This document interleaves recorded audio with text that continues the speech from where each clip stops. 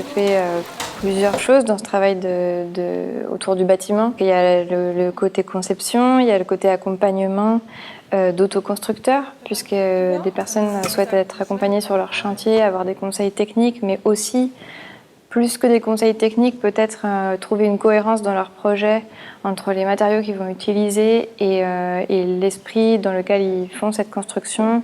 Parfois, on pense beaucoup à l'architecte en termes de technique pure ou de dessin ou d'optimisation de l'espace. Je pense qu'on a une autre dimension très forte qui est celle de comprendre les usages et du coup de connaître finement les matériaux pour savoir les prescrire. Toute petite herbe rase, tu vois. Et donc, on est sur la terre, on la côtoie, enfin, on la touche tous les jours, directement ou indirectement. C'est aussi une matière qui a des propriétés curatives. C'est une matière qui prend soin de nous. C'est la matière aussi qui permet de faire pousser tout notre aliment, etc. Donc je sais pas, c'est une relation directe. C'est comme un travail qui est à notre portée, celui de la terre.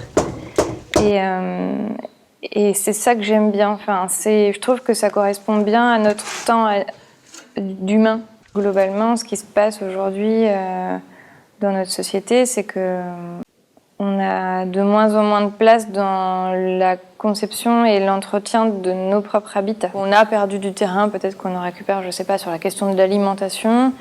On a perdu du terrain aussi sur la question de l'habitat. Donc à un moment donné, il faut aussi se réapproprier les choses, mais c'est pas réac que de le dire, en fait, c'est que ça devient indispensable et on a, pour des questions ne serait-ce que sanitaires, on a besoin de savoir entretenir nos habitats. Et puis ensuite, pour des questions environnementales, on a besoin de comprendre l'impact qu'a notre habitat et les matériaux qu'on utilise sur l'environnement, quoi.